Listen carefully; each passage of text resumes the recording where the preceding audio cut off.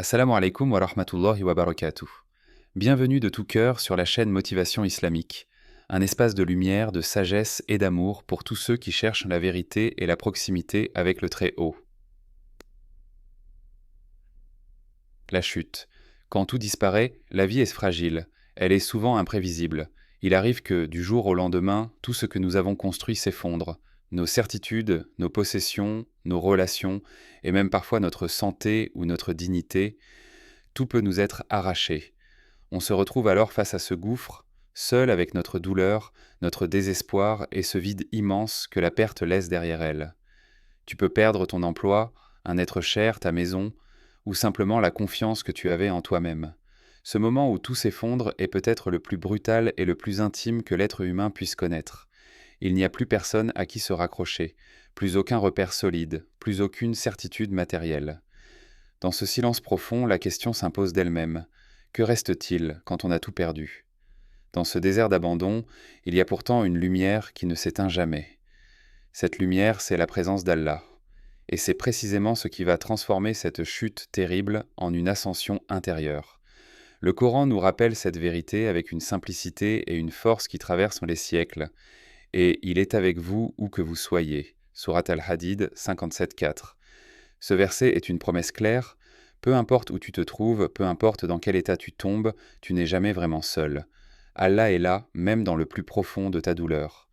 L'histoire du prophète Ayoub, paix sur lui, un exemple d'endurance et de foi inébranlable. Dans l'histoire des prophètes, le récit d'Ayoub est sans doute l'un des plus puissants lorsqu'il s'agit de parler de perte et de résilience. Ayoub, homme pieux, prospère, aimé de sa famille et de sa communauté, a tout eu. Richesse, santé, enfants, respect. Mais le destin a voulu qu'il perde tout en un instant. Il fut frappé par la maladie, rejeté par ses proches, dépouillé de ses biens et laissé seul dans la souffrance la plus intense. Mais à travers toutes ces épreuves, une chose resta intacte, sa foi en Allah. Il ne laissa jamais son cœur sombrer dans le désespoir total. Il s'adressa à Allah avec humilité et patience, disant « Mon Seigneur m'a touché du mal, et toi, tu es le plus miséricordieux des miséricordieux. » Surat Al-Anbiya 21-83. Cette simple phrase révèle une profondeur spirituelle qui dépasse la douleur. Elle témoigne d'une conscience intime, d'une miséricorde divine qui transcende les souffrances terrestres. Malgré tout ce qu'il avait perdu, Ayoub ne perdit jamais l'essentiel. La certitude que la miséricorde d'Allah est plus vaste que toutes les épreuves. Cette histoire ne parle pas seulement d'un prophète d'un temps ancien, elle parle à chacun d'entre nous. Elle nous enseigne que la véritable richesse ne réside pas dans ce que nous possédons, mais dans ce lien indestructible avec Allah, le seul qui ne nous abandonne jamais. La chute est-elle une fin ou un commencement ? Perdre tout ce à quoi on s'accroche dans ce monde peut ressembler à une fin, mais c'est souvent le commencement d'un voyage intérieur. Un voyage où l'âme est confrontée à elle-même, où le voile du superficiel est levé et où les vérités profondes se révèlent. Dans ces moments, il n'est pas rare que la personne ressente d'abord un effondrement, un vertige, un abandon presque total. Mais progressivement, ce même vide ouvre une brèche vers une relation renouvelée avec Allah, celle qui ne dépend ni des biens, ni des circonstances. Demande-toi sincèrement, si demain tu perdais tout ce que tu as, quelle serait ta réaction intérieure ? Ton cœur continuerait-il à s'accrocher à la foi ? Te rappellerais-tu que la véritable richesse est celle qui ne s'achète ni ne se vend, qu'aucune perte matérielle ne peut toucher. Une invitation à la réflexion profonde. Cette perte, aussi dévastatrice soit-elle, est une invitation. Une invitation à revenir à l'essentiel. Une invitation à redécouvrir la source même de la paix intérieure. Le prophète Mohammed, paix soit sur lui, nous a enseigné que cette vie n'est qu'une étape, un passage, et que le vrai bonheur, la vraie paix, se trouve dans la proximité d'Allah. Le Coran dit aussi « Ceux qui ont cru et dont les cœurs se tranquillisent à l'évocation d'Allah. » N'est-ce point par l'évocation d'Allah que se tranquillisent les cœurs ?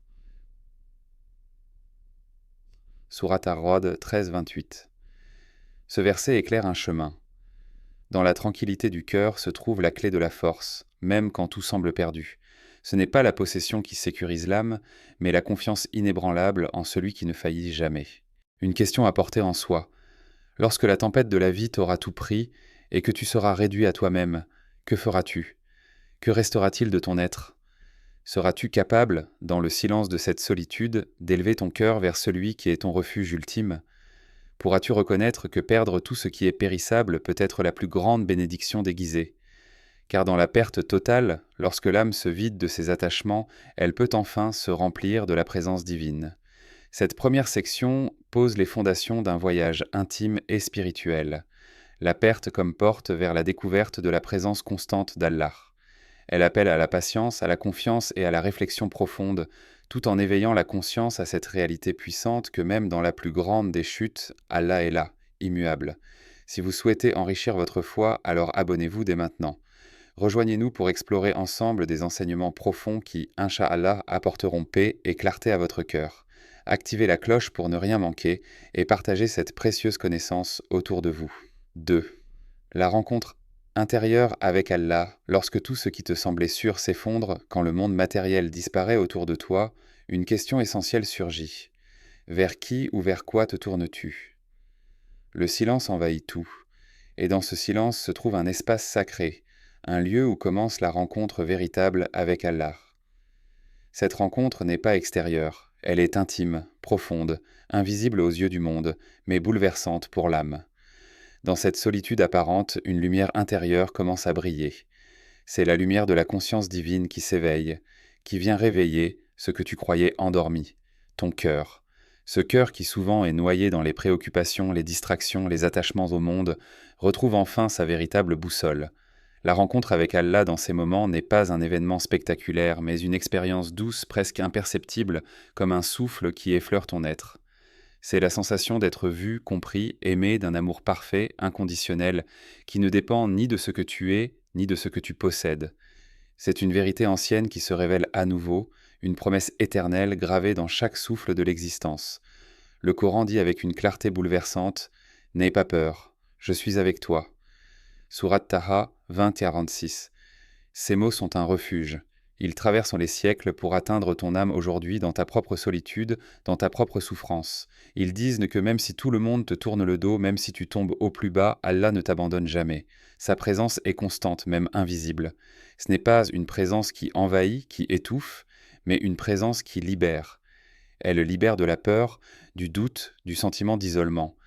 Elle te fait comprendre que le vrai combat n'est pas contre le monde extérieur, mais contre la faiblesse de ton propre cœur, cette hésitation à faire confiance à celui qui sait et qui aime. Dans cette rencontre, l'âme découvre une paix qu'aucune circonstance extérieure ne peut troubler, une paix qui vient de la certitude qu'Allah est le protecteur, le guide, celui qui ne faillit jamais. Peu importe les tempêtes, l'âme qui repose en lui ne chavire pas. Cette paix intérieure est un don, un cadeau précieux que le monde ne peut offrir, car le monde est changeant, incertain et souvent cruel. Mais Allah est la constance, la stabilité absolue. Réfléchis à ce que cela signifie réellement. Être soutenu par une force invisible, infinie, parfaite, alors que tout ce qui t'entoure s'effondre. C'est là la vérité ultime que la perte nous révèle.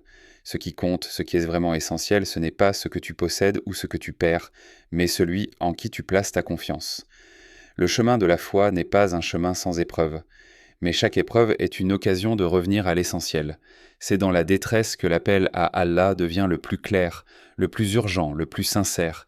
Il ne s'agit pas d'une prière répétée machinalement, mais d'un cri du cœur, d'une demande profonde qui naît du vide et de la douleur. Ce cri est entendu, par celui qui entend tout, par celui qui ne déçoit jamais, par celui qui transforme la douleur en sagesse, la solitude en compagnie divine. Ce n'est pas la perte qui construit la foi, mais la manière dont l'âme répond à cette perte. Face à l'absence du monde, elle peut soit s'effondrer, soit s'élever. Dans cette élévation, l'âme devient consciente que sa véritable demeure n'est pas dans ce monde passager, mais auprès d'Allah. La perte est alors perçue non comme une malédiction, mais comme une purification, un nettoyage qui libère de ce qui est futile. Le Coran souligne cette transformation. Ce qui ceux qui ont cru et dont les cœurs se tranquillisent à l'évocation d'Allah. N'est-ce point par l'évocation d'Allah que se tranquillisent tranquilles les cœurs? Sourate Ar-Ra'd 13-28. Cette évocation n'est pas simplement la répétition de mots, mais la présence d'Allah dans le cœur, la conscience constante de sa proximité. C'est un refuge inébranlable au milieu des tempêtes de la vie.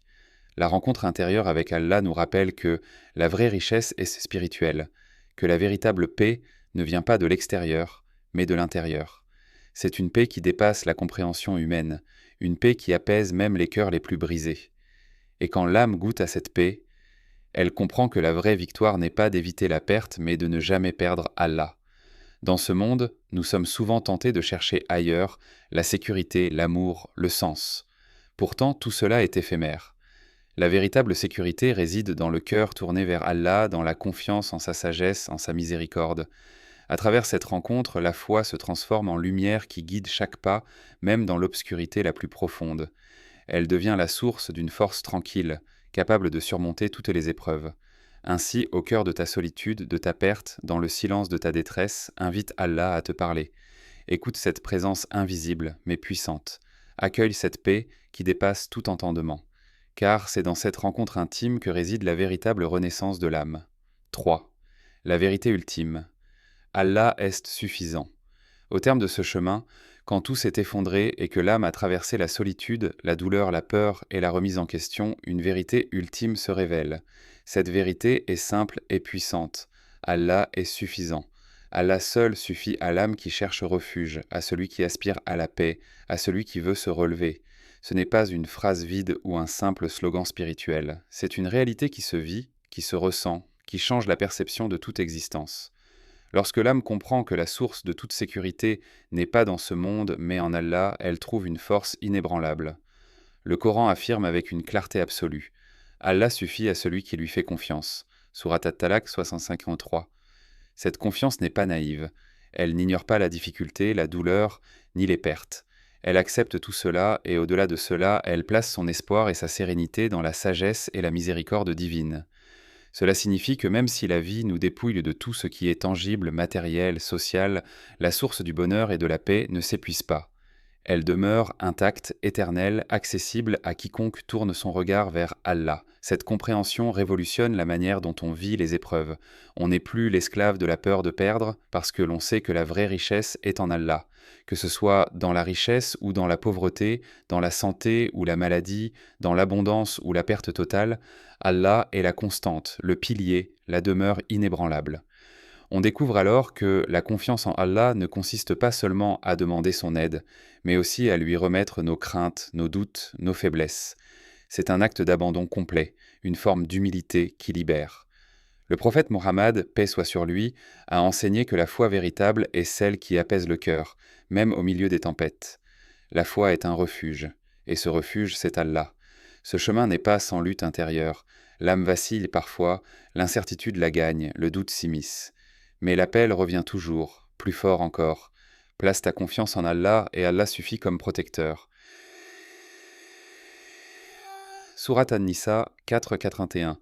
C'est dans ce lâcher-prise, dans cet acte de foi profonde que l'âme trouve la liberté.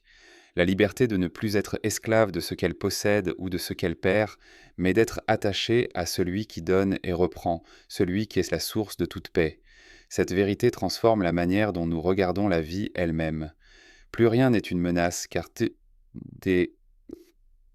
tout est soumis à la sagesse d'Allah. Plus rien n'est une illusion, car la seule réalité véritable est sa présence. On réalise alors que ce que nous avons toujours cherché à l'extérieur, la sécurité, l'amour, le sens, est en réalité à l'intérieur, dans la relation intime avec Allah. Cette relation, elle ne s'achète pas, ne se gagne pas par les biens ou les statuts, mais par la sincérité du cœur et la constance dans la confiance. Dans cette lumière, même la perte devient bénédiction, car elle révèle ce qui est vraiment important. Elle nous montre que la seule chose qu'on ne peut jamais perdre, c'est Allah. 4. L'âme délivrée. Trouver la plénitude en Allah seul. Quand le tumulte de la vie s'apaise et que le brouillard des épreuves commence à se dissiper, une révélation profonde envahit l'âme. La plénitude véritable ne se trouve pas dans les choses du monde, mais dans la rencontre silencieuse avec Allah. Le monde nous offre des illusions de complétude, la réussite, la richesse, la reconnaissance, l'amour des autres. Mais ces dons sont éphémères, fragiles, souvent fugaces. Ils naissent et meurent, tout comme nous-mêmes. Et lorsqu'ils s'en vont, il reste parfois un vide immense, un froid qui glace le cœur. Mais l'âme qui s'est tournée vers Allah découvre une autre réalité, plus profonde, plus vaste, celle d'une source infinie qui ne tarit jamais. Cette source, c'est la miséricorde d'Allah, son amour infini, sa présence constante. Dans ce voyage intérieur, l'âme apprend à se délester des poids inutiles, à déposer ses peurs, ses rancunes, ses attentes déçues. Elle devient légère, prête à s'élever. Cette légèreté est un cadeau de l'abandon sincère à celui qui connaît le secret de chaque cœur. Le Coran nous invite à cette simplicité intérieure. Dit, si vous aimez Allah, suivez-moi, et Allah vous aimera et vous pardonnera vos péchés. C'est Surat Ali Imran 3, 31. Suivre le prophète, paix soit sur lui, c'est se rapprocher d'Allah avec humilité et constance, c'est choisir de faire de lui la source de toute espérance, même quand tout semble perdu. L'âme ainsi délivrée comprend que la vraie liberté est de ne plus dépendre des circonstances extérieures pour son bonheur. Elle ne cherche plus à contrôler, à posséder, à retenir. Elle accepte le mouvement de la vie, les départs comme les arrivées, avec la confiance que tout est entre les mains d'Allah. Cette confiance transforme la peur en sérénité, la colère en patience, la tristesse en espoir. Elle permet à l'âme de s'ouvrir à une joie profonde, qui n'est pas une joie superficielle ou passagère, mais une paix durable, ancrée dans la foi. L'âme délivrée se reconnaît vulnérable, mais aussi forte. Forte parce qu'elle sait qu'elle n'est jamais seule, qu'Allah est son refuge, son appui. Cette force intérieure est la plus précieuse des richesses. Dans cette plénitude, l'âme s'élève au-delà des pertes. Elle voit chaque épreuve comme une étape vers une proximité plus grande avec Allah. Elle comprend que le monde est une école et que la plus belle leçon est celle de la confiance totale. C'est un état d'être où l'on n'a plus peur de perdre, car on sait que rien ne peut nous séparer de l'amour d'Allah. Cette vérité est une encre dans la tempête, une lumière dans l'obscurité. En t'ouvrant à cette plénitude, tu invites la paix à habiter ton cœur, même au milieu du chaos. Tu transformes la perte en gain, la douleur en sagesse, la solitude en rencontre. C'est ainsi que l'âme, malgré les tourments, trouve enfin la paix durable. Une paix qui ne dépend que d'Allah, qui est suffisant en toutes circonstances. Si vous souhaitez enrichir votre foi, alors abonnez-vous dès maintenant. Rejoignez-nous pour explorer ensemble des enseignements profonds qui, Inch'Allah, apporteront paix et clarté à votre cœur. Activez la cloche pour ne rien manquer et partagez cette précieuse connaissance autour de vous. 5. Quand la vie te défait. L'espoir dans l'inattendu. Il arrive un moment dans la vie où tout semble s'effondrer. Le travail disparaît, les relations se brisent, les rêves se brisent eux aussi, comme un verre tombé au sol. Tu te retrouves seul, sans repère, avec ce vide immense que personne ne peut combler. Tu te demandes « Pourquoi moi ? Pourquoi maintenant ?» Ce sentiment d'injustice, cette douleur sourde, c'est un cri du cœur que beaucoup connaissent, mais peu osent exprimer. Pourtant, c'est justement dans ce creux que quelque chose d'incroyable peut se passer. Cette rupture brutale, cette perte totale, c'est aussi une invitation. Une invitation à regarder autrement, à tourner le regard vers ce qui ne change jamais. Tu as peut-être tout perdu, ta maison, ton travail, tes amis, ta santé, mais il reste une présence, une force invisible qui ne t'abandonne jamais. Allah, souviens-toi du prophète, paix soit sur lui, dans les moments difficiles de sa vie. Il a lui aussi fait face à la solitude, à la trahison, à la douleur. Pourtant, il n'a jamais cessé de se tourner vers Allah, trouvant dans cette relation une source d'espoir inépuisable. Allah dit dans le Coran « Ne désespérez pas de la miséricorde d'Allah. En vérité, personne ne désespère de la miséricorde d'Allah, sauf les gens mécréants. » Surat Yusuf 12, 87. Cette miséricorde est plus vaste que tout ce que tu peux imaginer. Merci d'avoir suivi cette vidéo jusqu'au bout. Si vous croyez, vous aussi, en la force du dialogue et de la nuance, n'oubliez pas de vous abonner, partager et faire entendre votre voix en commentaire. À très bientôt sur la chaîne. Inch'Allah.